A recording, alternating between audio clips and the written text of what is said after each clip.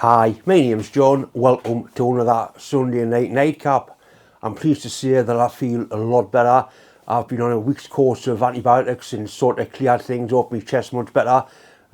Things are improving, so hopefully I can get back to normal in my workshop, get some work done. Tonight's videos are make a start on making something I've been wanting to do for quite some time. I've got a lot of stainless steel round bar to cut up for the job I've got coming in, and I'm going to make a chop saw using an angle grinder. I've seen loads of them on the internet and I've picked some of the best features of them to make mine. It's not finished, but I get well on with it. So basically tonight's nightcaps, both of them will all be about modifying an angle grinder. I've got a job coming in where I've got to cut the length a lot of 14mm stainless steel round bar.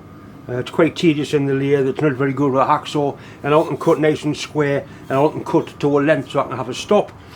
I've had a look on the internet, on YouTube, and there's loads of people who made a chop saw out of one of these things, an angle grinder. This is a particularly good one, it's an 1100 watt one, DeWalt, real nice bit of kit. It'll also take a 6-inch blade. Now what I've seen people doing is they fasten a strap onto there, and it goes onto a pivot down there somewhere. Now I found this at work, and it's any mechanic will know what it is. It's a idler bearing off a VW cam belt. So you've got a bearing in there and a big steel sleeve on the outside and a nice mounting hole. So the idea is to use that as a pivot because I've got it. It's already made. It's nice and strong. There's no side plate in it. I have this piece of 5-inch channel. It's an old saying, nothing too strong ever broke. So I might as well use that. Use the grinder. I want it to go all the way down to there so it gets the full depth of cut. It's going to be pivoting kind of like that. That's the hole where the handle goes. I was going to mount a piece of flat bar onto there, and it'll probably just be welded onto there because I can weld onto there without doing any damage. These are sort of standard 10 by 1.5mm or 10 by 175mm bolts, holes in there. I've got a piece of decent flat bar. Like I'll drill a hole in the end of there, mount it onto there, and then kind of go from there around the end off, make it look half pretty, and I can bend it and weld it and do whatever I want. But once I get that onto there, I'll be able to decide how long it's going to be. Right, we'll play with it and see what we're going to do. Look at that, the bastard's pricked us already.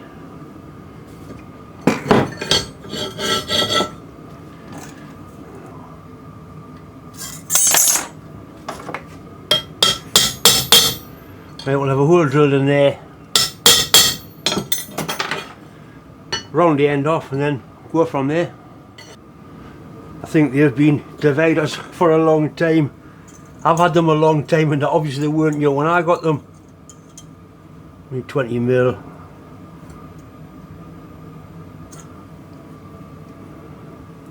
Just so I can mark this, and means I can round the end off nicely.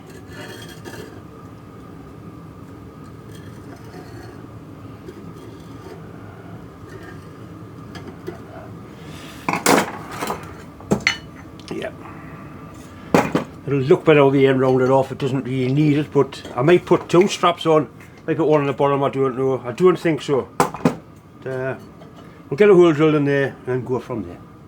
I've had this vise for ages. I didn't know I had it. I found it in the cupboard. I don't even know where it come from, or at least I'm not sure where it come from, but it is a really handy vise. It's got a recess on the top jaw, which is ideal for holding stuff like that. You simply wind it in, and it's like a cam log vise, and it gets a really good hold. We'll pick the centre point up.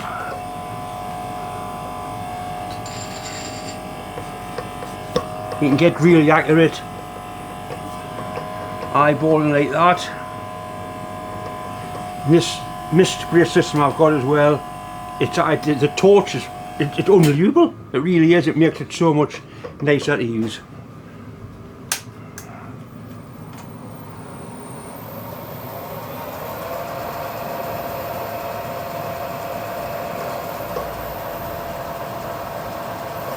In fact, I'm going to use it on the drill to keep the drill cool and blow the chips away. I really do like using it. And what I really like about it is there's no mess. There's not stinking coolant going everywhere.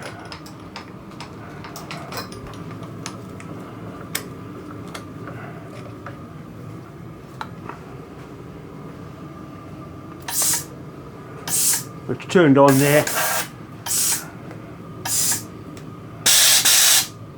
So it's squirting the water out just where it's needed. Really is a nice bit of kit.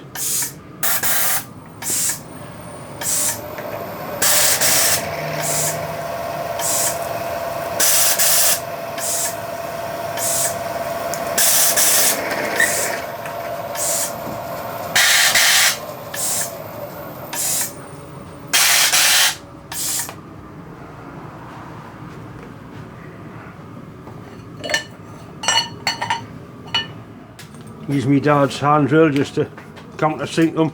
I use this all the time. It's surprising how useful it actually is. And every time I use it, it reminds me of my dad. Which is not a bad thing, I don't think.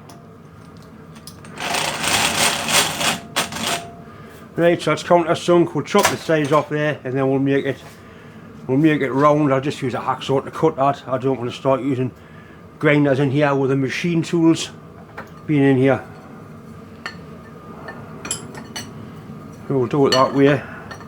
I'm left-handed, you see, so it makes things awkward. Some people say, I mean, the last king was left-handed and he managed.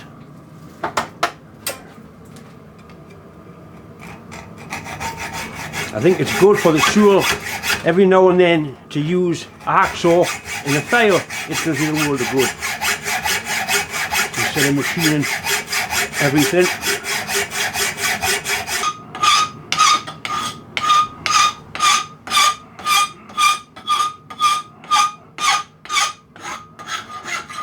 Like I say, there's something very satisfying about using a file.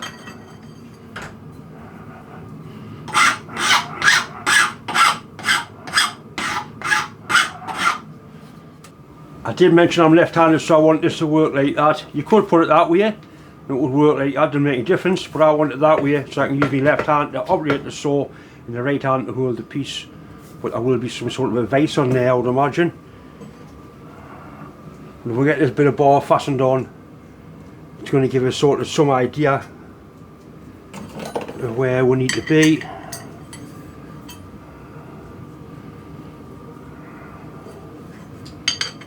That's the hole that the handle is normally fastened onto.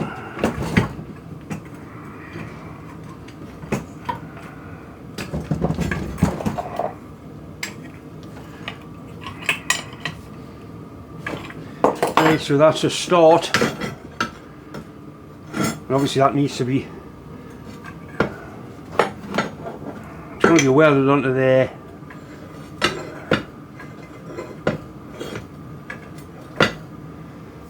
Probably about there, I would think.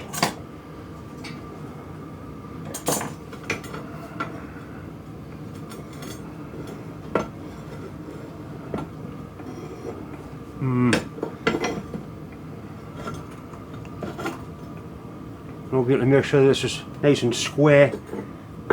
Going that way, there'll be a post here with that bolted on. I may make it so I can tilt it, but I don't think I will. I think it'll just be straight up and down. Then we'll have a 45-degree fence in there as well as a 90-degree one. So I'll mark it, chop a bit off it, and then maybe even tack weld it on, I'm not sure.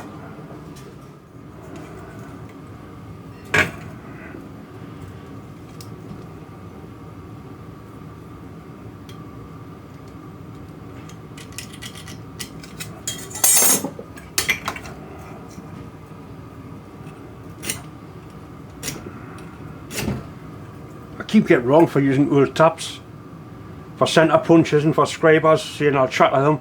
I haven't shattered one in nearly 50 years, so I don't think I'll start now.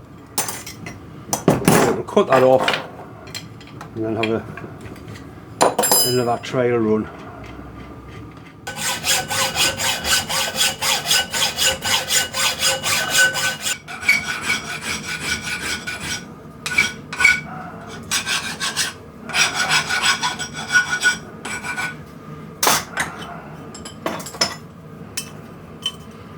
Right, that's nice and square, excellent. I think the next thing I want to do is mount this bearing. I'm going to carry on with it, nothing too strong if I broke. I'll machine that flat, drill and tap at 10mm, then I can bolt it through there, then the bearing will bolt onto there, which means I can adjust it that way to make sure it's cutting nice and true. So we'll face this up, drill a tap at 10mm, and then sort of go from there. We're going to put that hole, I like to put a small spacer in between there, but it's sort of, it's coming together. I can see what I want. It's just a case of, there's definitely a bracket in there, it's just a case of getting the bastard thing out.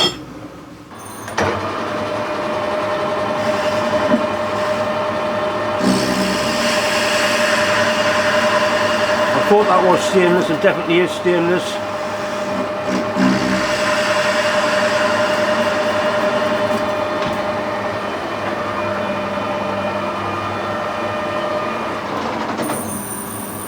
.5 is the tapping drill I need.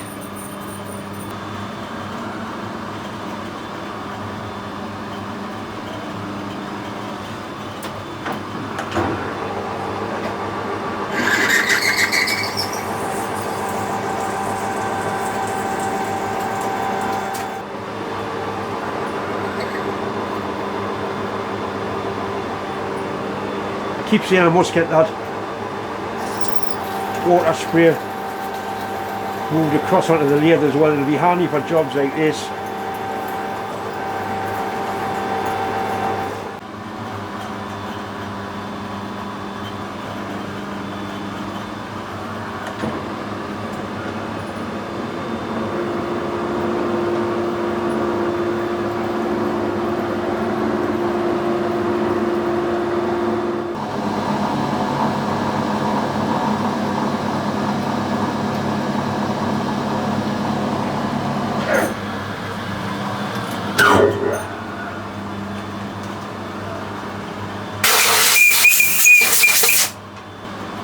Put a plug tap in.